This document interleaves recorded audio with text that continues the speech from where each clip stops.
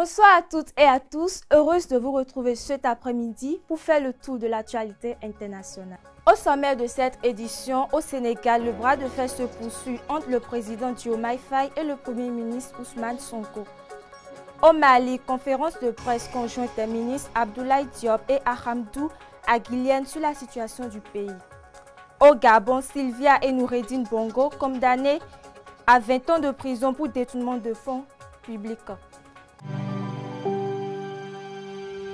Tu viens d'avoir le bac ou tu veux te reconvertir dans un domaine d'avenir, faire le choix du numérique et rejoindre l'école supérieure d'administration, d'économie, de journalisme et des métiers de l'audiovisuel ESAE. De nouvelles filières sont disponibles dès cette rentrée: informatique et multimédia, informatique industrielle et maintenance, réseau informatique et télécommunications, système informatique et logiciel, sans oublier les filières initiales: administration générale, administration des finances, administration des affaires, sciences juridiques, sciences économiques, sciences de gestion, journalisme et métiers de l'audiovisuel. ESAE est disponible sur 4 sites: Cotonou-Badjoumendé, Cotonou-Akpakpa, Abomey-Calavi et Parakou. Pourquoi choisir l'ESAE? Des formations conçues pour le marché de l'emploi, des enseignants expérimentés et passionnés, des infrastructures modernes avec équipement de pointe, des opportunités de stage et d'emploi garanties. Les inscriptions sont en cours et les places sont limitées. Ne rate pas ta chance,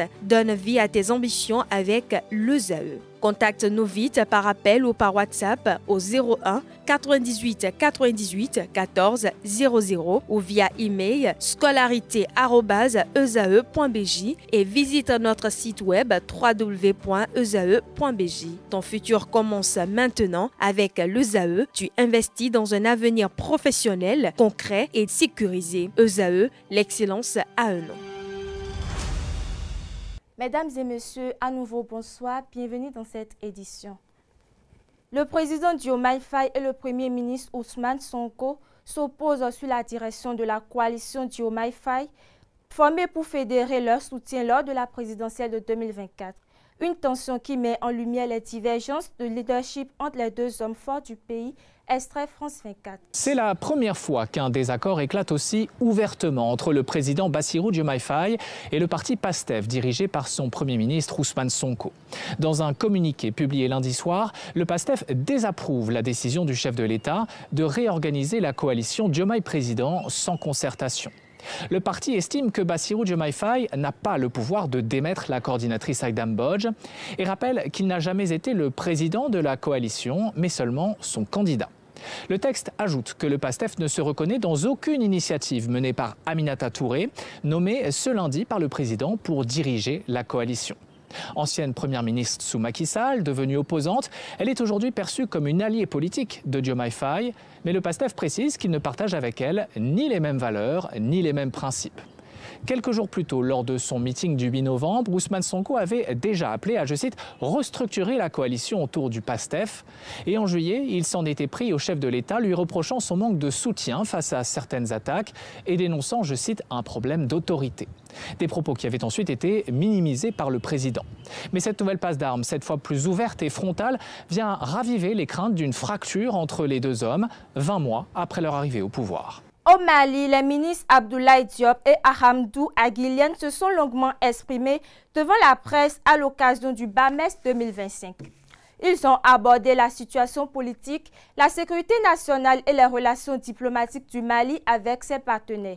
Un échange franc qui intervient dans un contexte de transition encore fragile. Suivez à présent cet extrait sur Mali Online TV.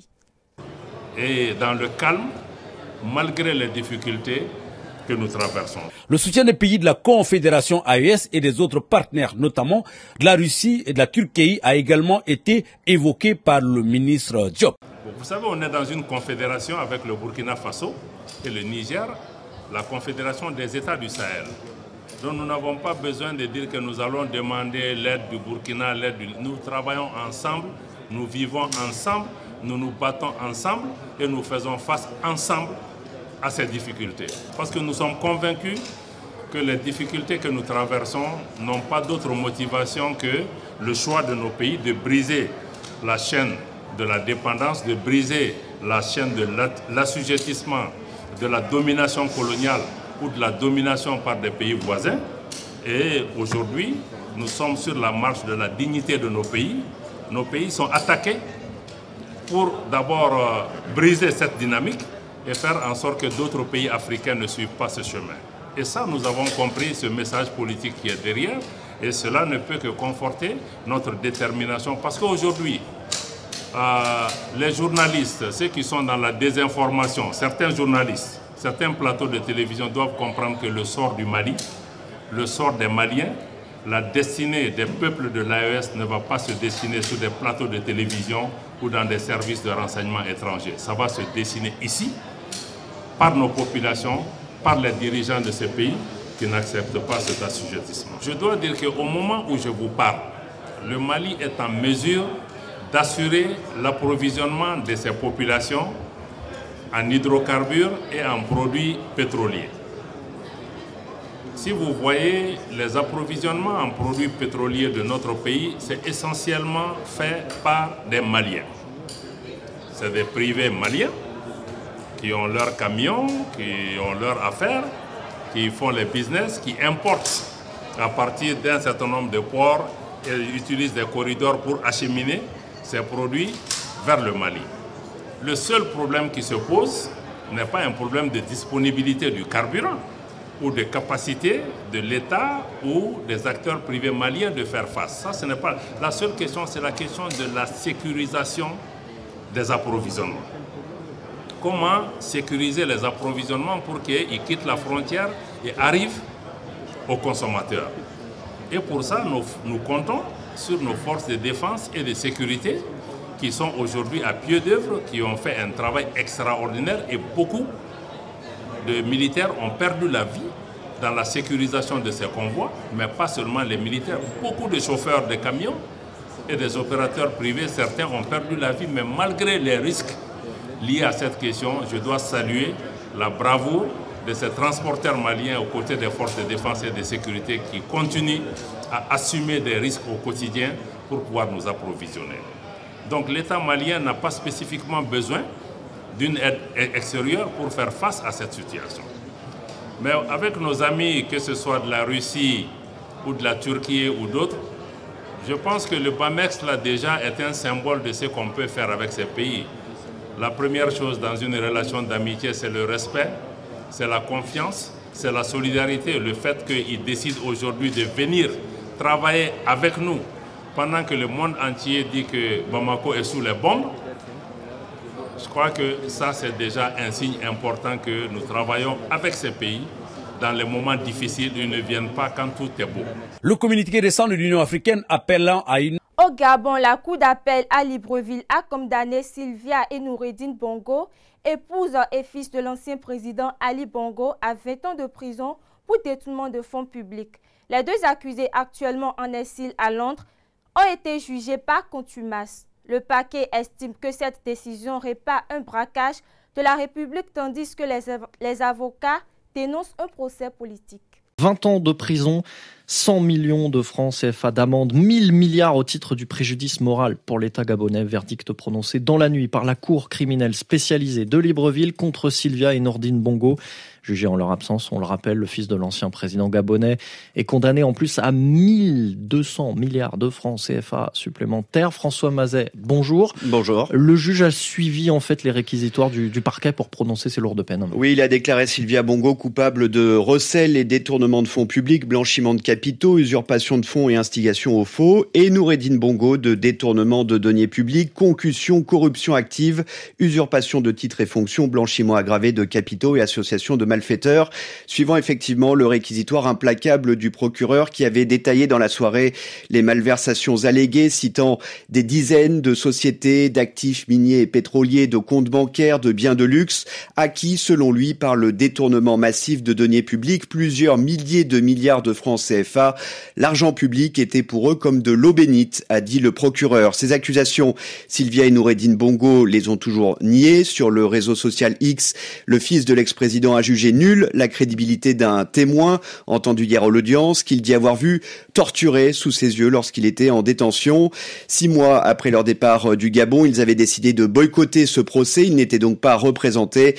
Ils ont lancé, je le rappelle, une contre-attaque judiciaire en France avec une plainte pour séquestration et torture. Poursuivons maintenant avec l'actualité au Moyen-Orient. En Irak, le Premier ministre sortant Mohamed Chia al-Soudani a proclamé sa victoire après l'annonce des résultats préliminaires des élections législatives du 12 novembre. Sa coalition pour la reconstruction et le développement arrive en tête dans la majorité des gouvernorats du centre et du sud. À Bagdad, la victoire a été célébrée par des défilés et des chants patriotiques sur la place Tahrir. Intéressons-nous à présent au continent américain. Aux États-Unis, la Maison-Blanche dénonce ce qu'elle qualifie de faux récits construits par les démocrates autour de Donald Trump et du financier chiffré Epstein. Des emails rendus publics laissent entendre que Trump savait à propos des filles, mais la porte-parole Caroline Leavitt rejette toute accusation et parle d'une manipulation politique. Le président Trump accuse ses opposants de vouloir détourner l'attention de la crise budgétaire et met en garde les républicains contre ce qu'il appelle un piège démocrate. Et pour terminer, direction l'Asie. En Chine, un pont inauguré il y a seulement quelques mois s'est partiellement effondré dans la province du Sichuan. Aucun blessé n'a été signalé, mais les images ont suscité de nombreuses interrogations sur la qualité des infrastructures dans le pays. Les autorités locales ont ouvert une enquête et suspendu les responsables du chantier le temps d'évaluer les causes exactes de l'incident. D'abord, un nuage de poussière, probablement causé par un glissement de terrain dans la montagne. Puis c'est un pilier du pont qui cède brutalement, emportant avec lui une partie de la chaussée et des tonnes de béton.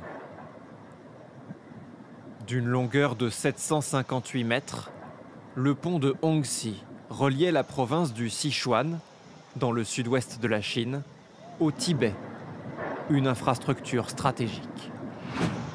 De construction récente, ce pont flambant neuf avait été inauguré il y a quelques mois seulement. Mais depuis plusieurs jours, des fissures étaient apparues à proximité. Lundi, la police locale avait décidé de fermer le pont par précaution, interdisant toute circulation. Une mesure qui a sans doute permis d'éviter un drame. Aucune victime n'est à déplorer. Et voilà qui met fin à cette édition. Merci de m'avoir suivi et à la prochaine.